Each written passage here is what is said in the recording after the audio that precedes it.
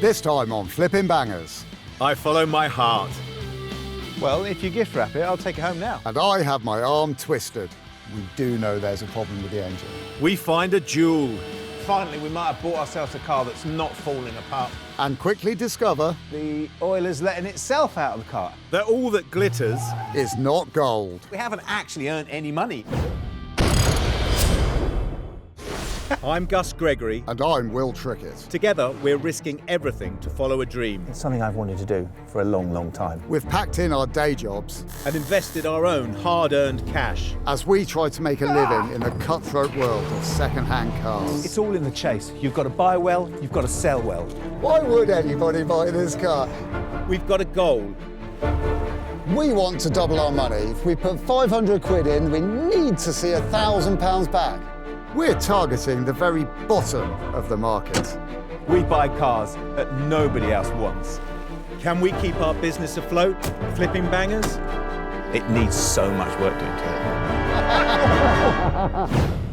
it. 1 year ago, we turned our backs on our regular jobs, rented this garage and attempted to carve out a new living by buying and selling cheap cars, and made enough money flipping bangers just to return.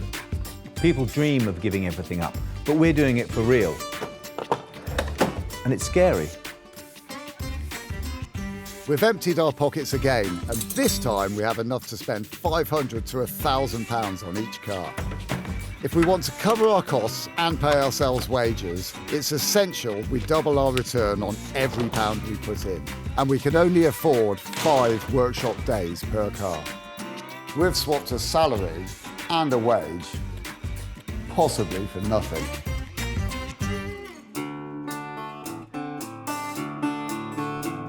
We need to keep the workshop busy, but at the bottom of the market, there are so many possibilities. Finding the right banger to flip has us stumped. If you could have your absolute ideal, what would you buy next for us to do? That's easy, but it's not going to earn us any money because I would like a Land Rover. And they're always too big, too broken and too expensive to buy for the price that we want. We're never going to make any money with a Land Rover. No. Well, that's a shame, isn't it? Because that saddles us with my preference, which is base model hatchbacks, which on the face of it doesn't sound brilliantly interesting, does it? No. But I mean, the further back you go, the more interesting they get. Well, if we are going to do that then, can we steer clear, please, of all the sort of run-of-the-mill ones? Can we just get something a bit interesting? They're all run-of-the-mill, that's the thing. Yeah. They are, aren't they? But I secretly have an agenda, and a car that I've got my eye on is far from run-of-the-mill. Ages ago, we bought something from a French car collector, and a car in his collection, which I've never forgotten, is a glorious Mark I Renault 5, and it's cheap too. It's 1,600 quid. What? I know. 1,600 quid? We haven't got 1,600 quid. This is going to be a very expensive, let's just have a look at a car that we can't afford at all. But it is a very, very charming car. Charming as it may be, it's a Renault from 1974. 74. Yep. I mean, it might be a complete rot box. The owner of the car has said the Renault has a historic issue with overheating, which seems to be a common problem with many of the clonkers we buy. But it's so pretty, I don't care. The owner is not around, but his wife is.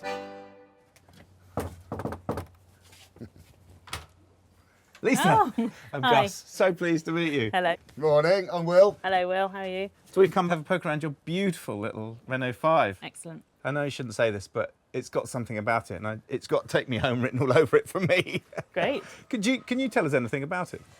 I can tell you that's a very pretty blue, but apart from that, not an awful lot else, I'm afraid. How long have you had the car then? We've had it for a year now. We've just bought a new car and we need to make a bit of space. Oh, okay. He knows you're selling it, does he? He does now. Can we go and have a look around? Of course you can. Here's the keys.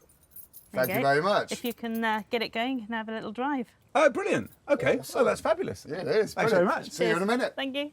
Gus is all over the car straight away. Lisa's right. It's a beautiful colour blue, isn't it? Yeah, that's a nice colour. Would you call this Earth de Canard bleu? Oui.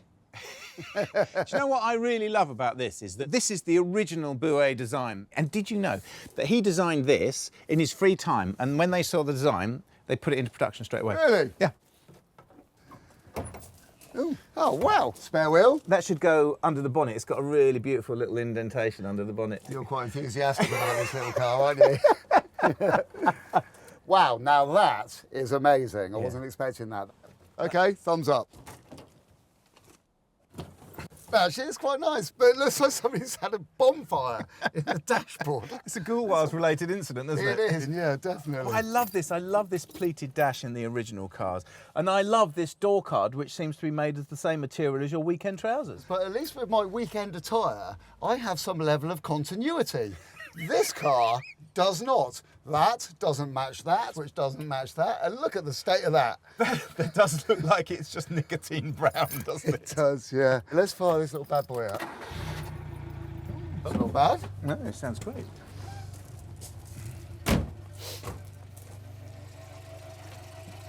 Well, it sounds okay. It does sound nice, doesn't it? I love this little indentation here where the spare wheel goes. And look, it's got an alternator because it's a TL. Oh, very posh. And we don't have to dig too deep to spot evidence of cooling issues. You can see, looking here, it's had a bit of overheating sort of problem going on and all of that as well. Yeah. So, slight worry. It looks like it's had a new head. In actual fact, the water pump looks relatively new. Everything else down there looks surprisingly good. Should we take it for a little spin? I think you should drive it. You're the one who's Really? not too fussed about it. It might win you over. Well, we'll see, eh? Yeah.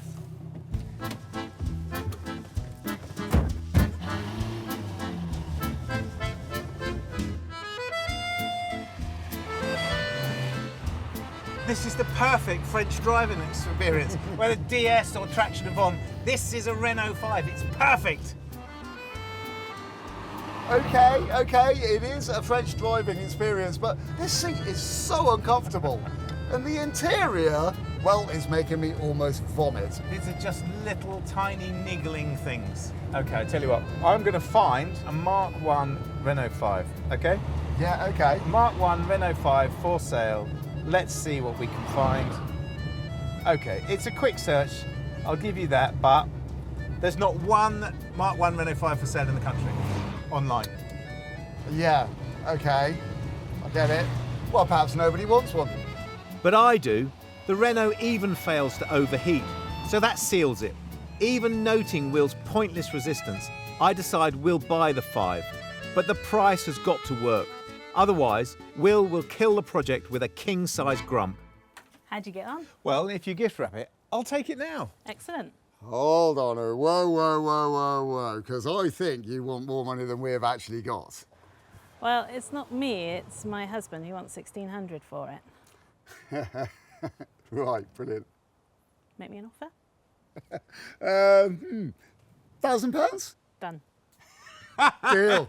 Brilliant, Excellent. thank you very much. Looks like you're going to have to gift wrap it yourself, Gus. Perfect. Nice one. I really didn't think that Lisa would drop 600 quid from the asking price. It looks like I've just bought us a car. That was not the car that I thought we were going to go out and buy. But, you know, for the price, it's all right. Definitely. And you know what I'm going to do? I'm going to look for another one because I was only looking for Mark 1s before, but I'm intrigued to find out a proper price. Here, look, this one. There's a 90s Renault 5 here, so that'll be a Super 5. Yeah. 3,500. And we've got the Mark 1. Yeah, yeah. So we are definitely heading in the right direction here. We might just have made the smartest move of our motoring careers. Back at the workshop, we dispense with excitement, projections and raw emotions and deal only in cold, hard facts. What on earth can we do with this car in 5 days to make it worth £3,000? It's funny with these little cars, isn't it? I mean, some people love big V8 muscle cars, don't they? Or sort of high-tech Japanese pocket rockets. But for me, these absolute base-level, working-class people's transport, they just do it for me. I don't know why, I don't know where it comes from, but I love them. Well, it's a great little car, isn't it? When these came out, it was just a functional little car. But as they've got older and rarer, you can really see them for what they are. And these little cars really help move the market on a lot. Yeah, it did. And we've got a very good one here. I mean, clearly we've got to do something with that interior, and it might be very difficult to find an interior for it. But that's got to come out, hasn't it? But there is that toughie as well. You remember we were told it was overheating. I know we haven't experienced it ourselves yet, but we do know there's a problem with the engine. Yeah, but you'd think that would be simple, wouldn't you? But as I snap away for the sales ad, I know that nothing's that simple. Just saying it out loud has probably jinxed the whole car. Still, we'll know a little bit more once we get a good look underneath. But there is some admin to take care of first. I've been given the task of setting up the online auction for our little Renault 5, which is not my favourite thing in the world. I'm not that keen on computers and I definitely hate writing things down. But it is a very nice car and I've got all of the photographs in there now and the advert's looking good. So, starting price, I thought 500 quid. Here's the good bit. Because this is a nice car and it's going to be an even better car by the time we've finished it, our buy it now price is quite high, but I think we should be able to achieve this. 3,495 quid. Reserve 2,500 quid. Let's see how we get on with that.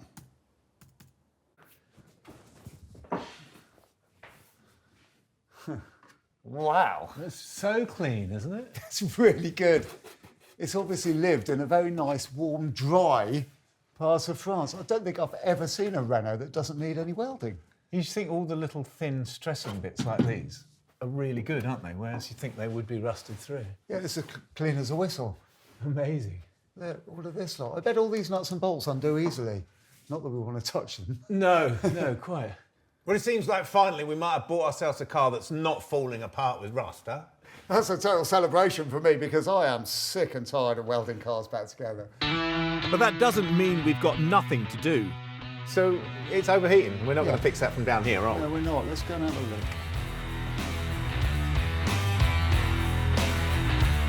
So we've got only one job, but the suspected overheating is a massive headache.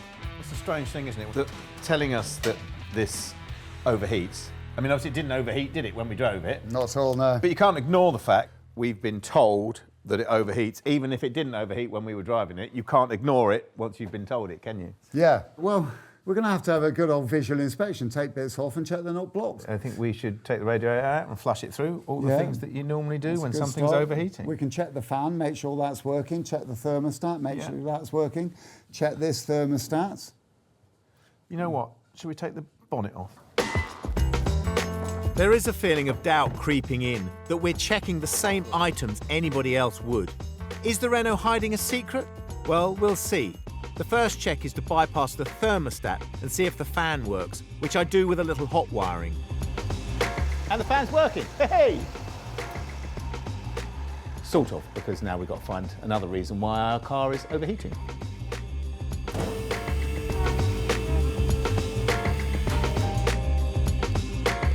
Will drains the coolant in his usual tidy way, so we can take a look at the pipework. There's nothing out of the ordinary, there's just lots of fluid. We've decided to do a compression test on this car because with the type of cooling system it's got, if the head gasket is blown, then it will be blowing straight into the water jacket. And if you end up with that blowing into the water jacket, it compresses the cooling system for the car, which will chuck the water out because it can't take the pressure, basically. So if we test the head gasket, then we'll know if we've potentially got that as a problem. Right, you give it a little spin over, Gus.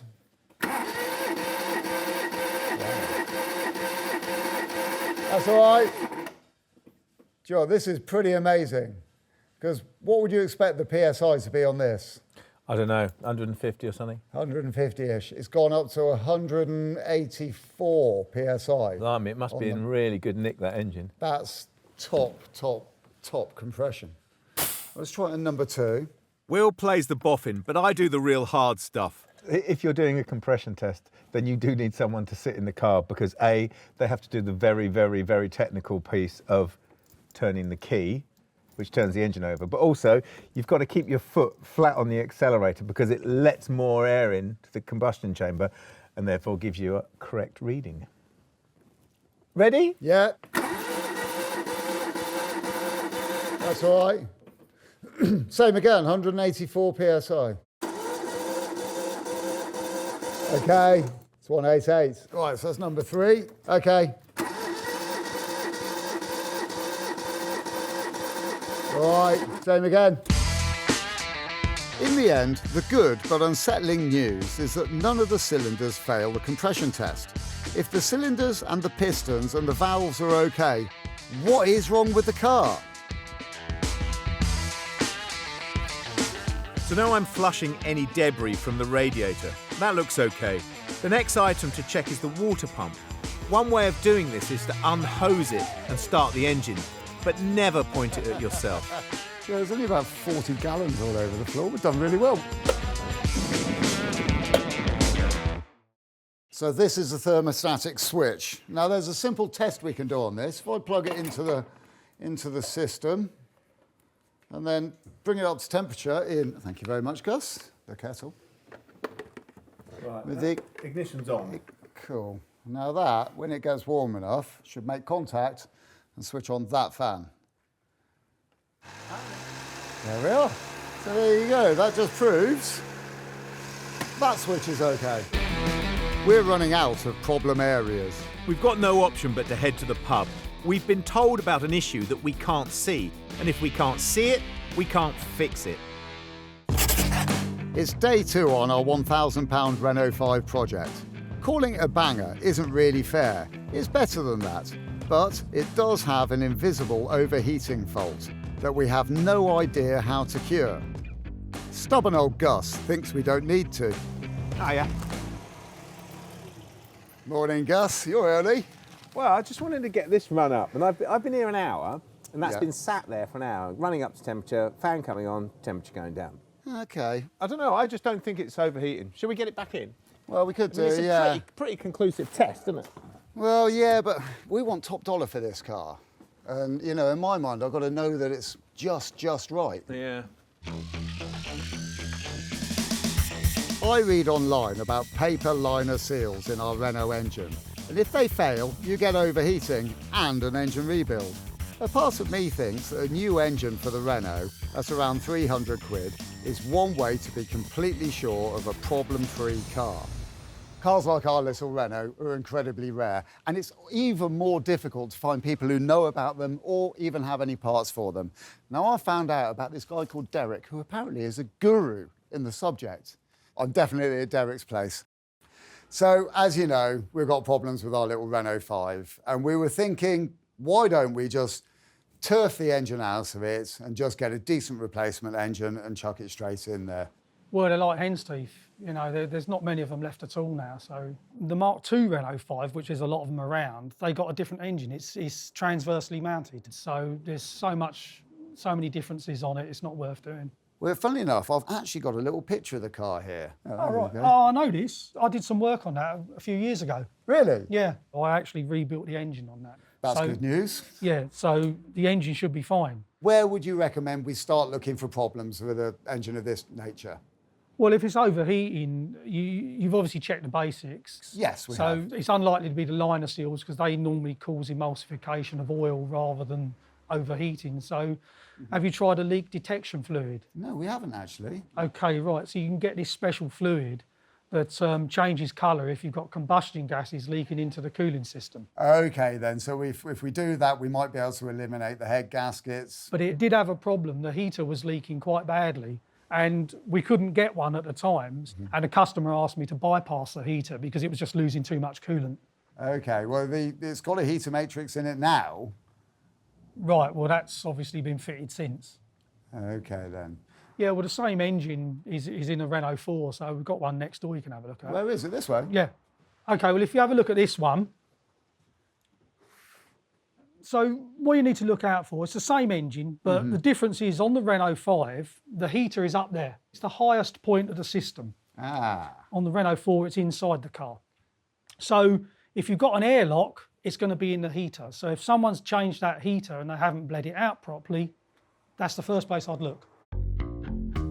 Suddenly, we're making progress. Will calls me and gives me the news that unless the engine fails and new test he's got lined up, we may have an airlock issue. So I check over the plugs, points, leads and rotor arm, as I figure it'll have to be done at some point. It's really baffling me. Everything on the engine is as it should be. Even the air filter is fine. Hello. Hello, Gus. All right, mate? What you got? I've got what's called a bubble tester. Ooh. Just been seeing a nice guy called Derek. He's given me lots of tips and advised that we carry out this test. This 20 quid test is like the compression test we've already done, but works in a different way. Where the compression test suggests problems with loss of compression, the bubble test actually demonstrates the presence of carbon monoxide where it shouldn't be, in the cooling system. Will the engine pass muster? And the fascinating answer is no. Green. Yeah, well, that is definitive, isn't it? We have a problem with our head. I knew we did. I don't like to say I told you so, but I did. I was worried about it. OK. Off with its head? At last, proof that our issue lies in the head itself. Most likely a small crack. Otherwise, it would have come up sooner. Oh. So at least we're getting there. Except we're not really getting there, because the head removal isn't a small thing. We have to strip away the battery and various engine ancillaries, and the belts, carburettor, pipework and brackets. In other words, everything, and only then are rewarded by a peep at the valves.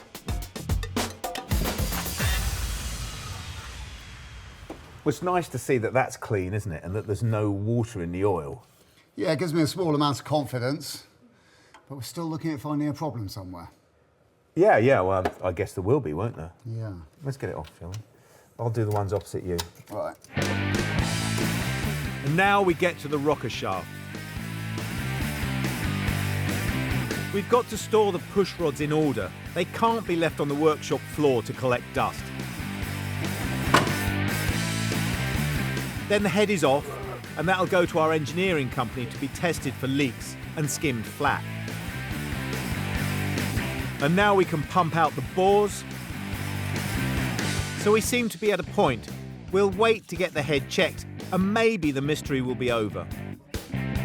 How does that look? Well, nothing untoward really. I've given it a good clean up. Where the gasket seats for the head, that all looks very good and very clean on all 4 cylinders. Yeah, it does. The liners seem to be in nice condition. I can't find any problems with those. So I think really, if we've got a problem, it's going to be in the head. Yeah, it's very difficult to tell, but they've got it and they'll pressure test it, so we'll know. Yeah. So. I'm just going to change the oil, and we'll put the cooling issues to bed. Whoa. So, that's fantastic. So just come down here to let the oil out of the car, but it seems that the oil is letting itself out of the car, and that was not happening earlier because we would have seen it on the drive. This is clearly coming between the gearbox and the engine, so it's clearly a seal that's blown somewhere. This is going to be massively time-consuming for us because now, obviously, we're going to have to take the engine out, and we don't even know if we can get the bits. Will, come and have a look at this. What's that? It's just genius. It's pouring out. I mean, that must be when we ran it up earlier. Well, yeah, there's tons of it. I don't want to start doing that now. I really don't want to start doing that now. We've got 3 days left. 3 days, and we don't even know if the head's good.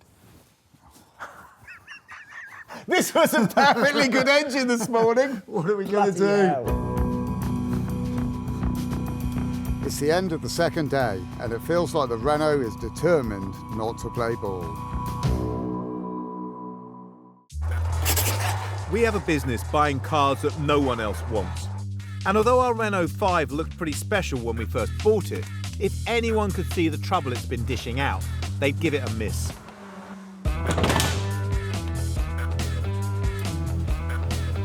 We've just discovered that the oil leak in the middle of the engine means the whole thing has to come out. It's not the news we're looking for. At least we've done so much stripping already, it should only take a few hours rather than a couple of days.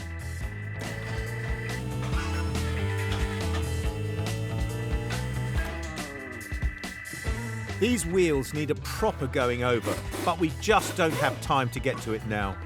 Our job of the moment is lots of banging. Not you, sorry Will.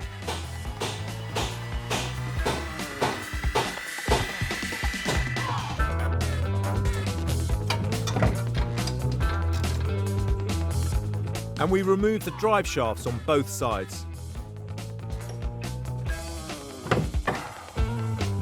I hope Gus is feeling happy because all of this effort, well, let's not waste words, it's his fault. Late afternoon and we're ready for the final push, or pull. Right, one very technical bit of lifting equipment. I think it should be a double bowline Turk's head. I'm just saying. That's exactly what it's going to be. We've got to get the rope in the right place because if we don't, it won't come out. At least, that's what applied astrophysics tells us. You see that? No, I can't. Up a little bit more. Hang on, I want to go the other side of the gear lever. There you Yeah, go. that's the kiddie. Got it? Yeah. We should have a bet on the balance point. I think it is exactly where we reckon it's going to be. In the middle. Bang on in the middle, yeah. Yeah. Will thinks he's the rope master, but does his Boy Scout training count for anything in our workshop?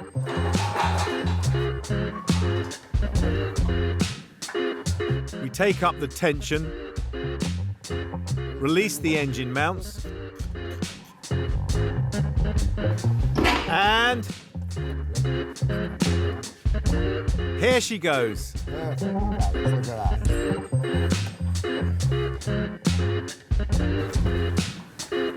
The 850 lump is out. Success. Put space on the bench for it. Yeah. Hey! Oh, doesn't it look diddy? Looks great, doesn't it? Yeah. While Will gets busy prepping the engine, which has to be split in half to trace the oil seal, I'll take the worst of the rust off the wheel rims. I think the wheels are too far gone to paint here, sadly. I'll send them to our pal round the corner.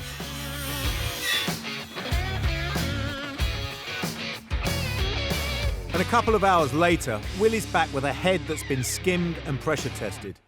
Hey. Gus, look at that. One complete top-end gasket set. Ooh, lovely. And let's go on top of that lot. Look at this. Ah. Doesn't that look great? I was worried, you know. I didn't think this would be coming back. Well, it has, and it looks utterly beautiful and ready to go straight on. Well, it's perfect timing because it would be really great to get that on, clamp the liners down before we split it and try and find that oil seal. The guys have found evidence of tiny cracks on our head that they've managed to remove by skimming. That's fine for us. Potentially, we've just fixed our engine for £35. The rebuild process is the next step. Carefully setting and torquing the head down. The workshop manual is the Bible for all torque settings.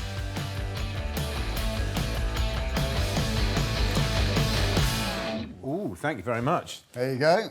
Well, that's done. But Oh, is it? Yeah. Oh, so I can crack on with that bit then. yeah, you're going to do that. We haven't got much time, have we? We've got to get this engine back in, haven't we? Still a ton of work to do. Now I have the job of separating the engine and gearbox. With it on the bench, it's all DIY feasible. Honestly, if you can get this far, you can do that too.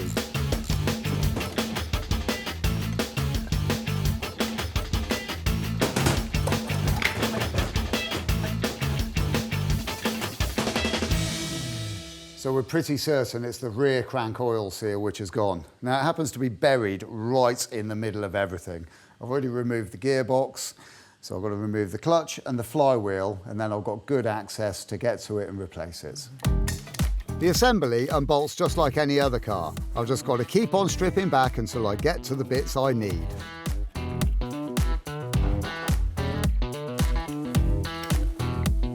Gus is cleaning up the engine bay, which is a small job, but always worth a go.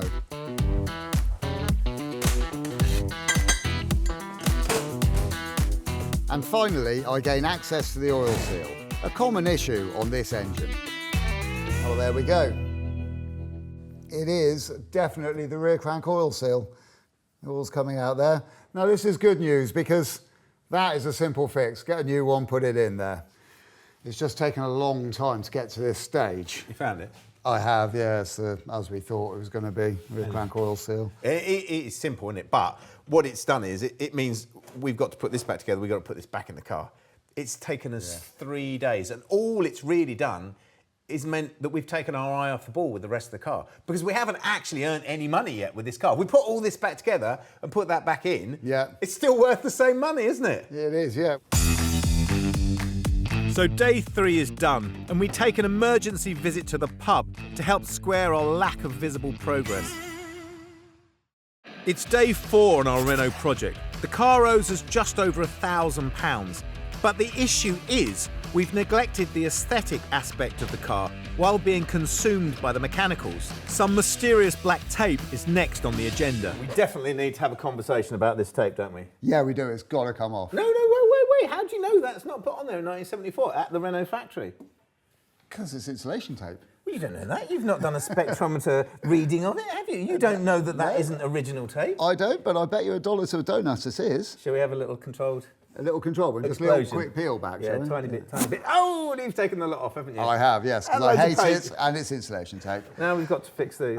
Yeah, that is a problem, isn't it? I mean, there is a rationale that says we shouldn't molest this car any further, that we should maybe try and find what was clearly been put on here, which is the rubbing strip, isn't it? Yeah, but in the time that we've got available, we're never going to find the rubbing strips and get them on there. It's just never going to work. But now, looking at this, A, it's not original paint, is it? No. And B, it needs quite a lot of work doing to it, doesn't it? Yeah.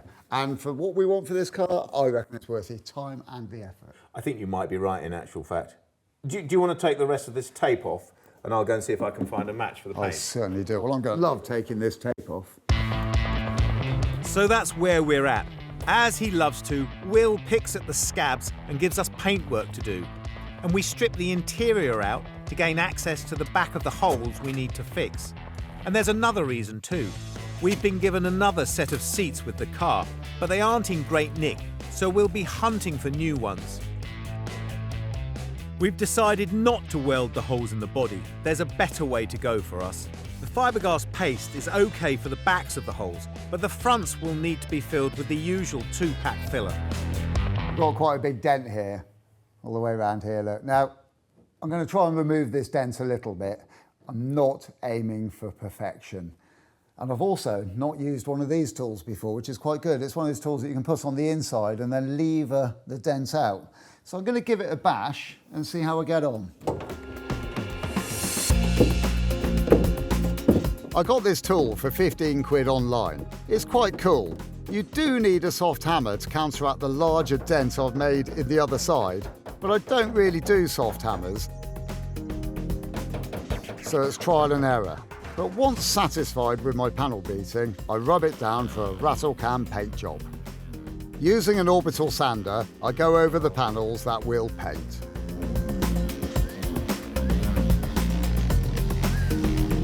Before that, I mix and dab on a thin layer of filler.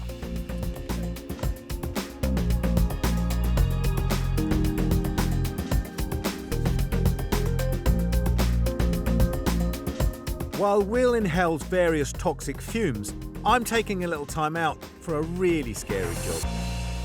There's no way that we're going to put those second-rate seats back in our Renault 5. Because if we finish our Renault on time, it's going to be a very, very special car for us. And if I can't find them in the UK, which I can't, I'm going to have to look on French sites. The major problem with that is that I don't actually speak French. My French is atrocious. But I'm going to take the plunge, or le plonge, as I think they say in France. There are a couple of French websites I've found.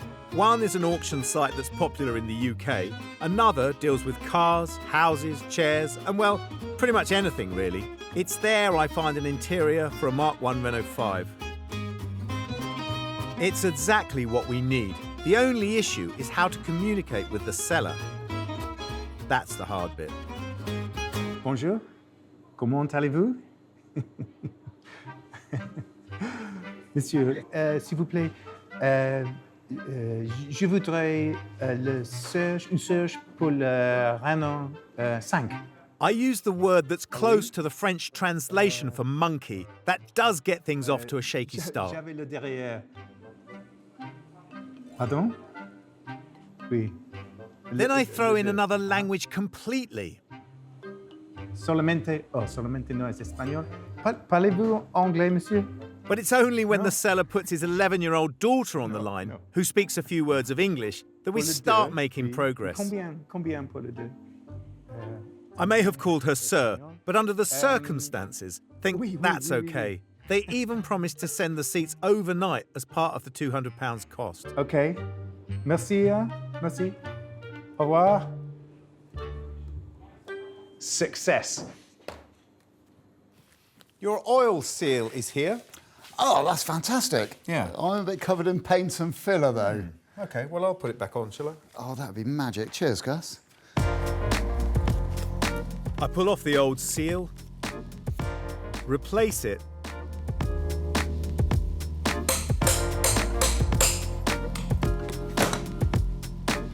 and then reattach the clutch and flywheel.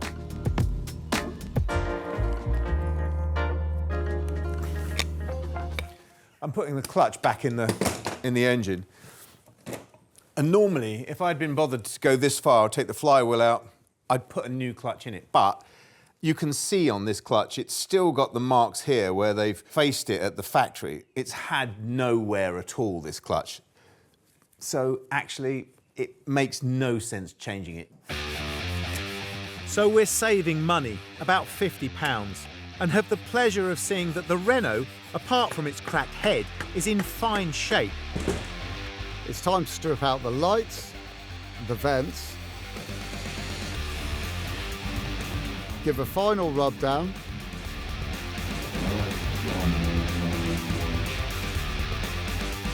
finish the engine, and find out if our Renault 5 is actually going to make us some money. I think we've got a real opportunity with this Renault. It's such a good car. If we get the mechanics right and the body works straight, I think we've got the opportunity to make some real money out of it. There's bids coming in, but it's up to £600. So it looks like we might have to manage our expectations on this car, which is sort of criminal. But, well, I mean, there's still time, so we'll see. It's getting to that time when we kneel before the altar of the rattle can.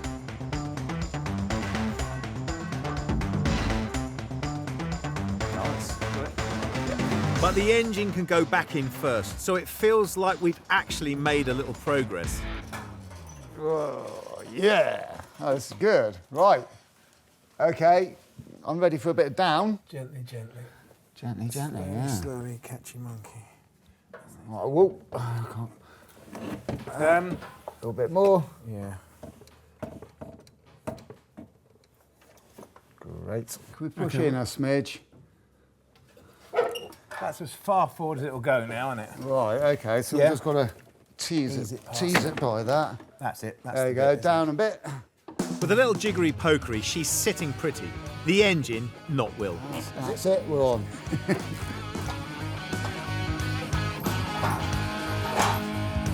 And we mask up the Renault, ready for some duck egg blue. First we go over with some rust preventative, then primer.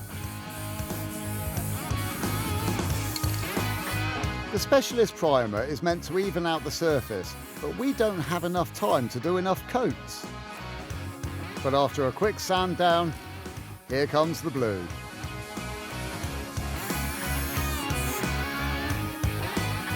We should spend a couple of days for a tip-top finish, but that's asking too much of our schedule. I'm done. You're done. Oh, obviously. I am, yeah. It's good, huh? Yeah, let's get out of it. Yeah. No pub tonight, as we're already full of toxins, but at least we'll get a good night's sleep. Day 5, £1,250 in. Can we finish a minor restoration in one day? At least the seats from France have arrived. Last day. I know, but that's the problem. It's the last day, and this is very unfinished. We've got a lot to do. We have, yeah. OK, come on. No time to waste. It's time to see whether our budget paint job is going to set off the car. Perfect colour, Matt. And it does. So now we catch up by putting all of its bits back on. Not to mention the last few mechanical items to connect the wheels to the engine.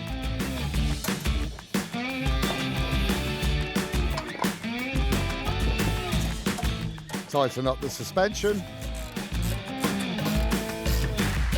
And get the cooling system back in place. Top up the coolant, remembering to bleed the heater matrix at the top of the engine.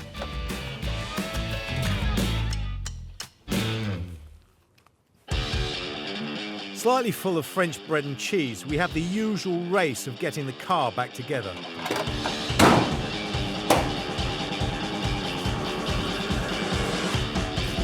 So having these wheels powder coated was a massive luxury for us. It's not something we normally do, but A, we didn't have time to do them ourselves, and B, they were in a terrible state. Every second we throw ourselves into it. Just a detail, the Renault still needs an interior that's lined up and ready to go in.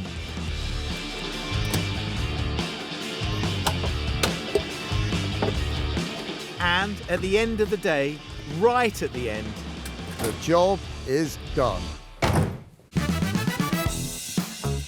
so this is our Renault 5. We only paid £1,000 for her, but we didn't hold back on our spend to make her perfect. Actually, that's not true. We stripped the engine and overhauled the cooling system for just £35, and that was for skimming the head. The seats were £200 and the finishing on the wheels just £250. Add in some cash for consumables that includes our baguette and cheese, and the 5 owes us £1,485. So Gus, look, our little Renault 5. You have been the champion of this little car all along, and I'd just like to know what you think of it now. It's amazing, isn't it? It is really gorgeous. And it's been teasing us along, isn't it? It was, oh, this is wrong with me. Oh, no, this is wrong with me. We have ended up with something which now looks, in my mind, utterly incredible. I actually genuinely think the best thing that's happened to this car is us having it. We've had such a great time with the Renault. We invest in a cheap day crossing on a ferry to indulge it and us with a little trip on home soil. So why are we here then? Because it's perfect. I wanted to take some pictures of the car in its natural habitat, and this is very French, isn't it? And you never know, we might sell the car here. I haven't really noticed an awful lot of passing trade. Yeah. I have noticed that they're selling chips, Ah! and I'm off to get some. Okay. As Will stuffs himself, I snap away, and then the Renault is ready to drive. It's magnifique. It's funny, isn't it, these cars? It looks so retro now when you look at it outside.